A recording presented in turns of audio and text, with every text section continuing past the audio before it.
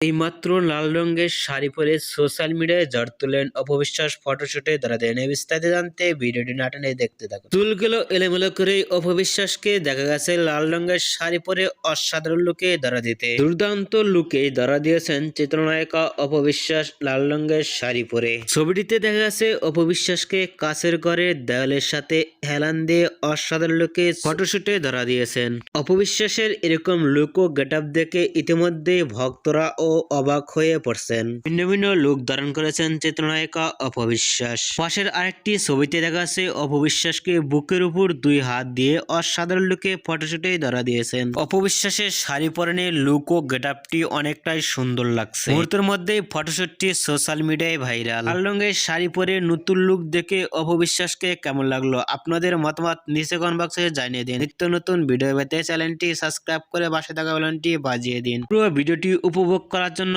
অসংখ্য ধন্যবাদ।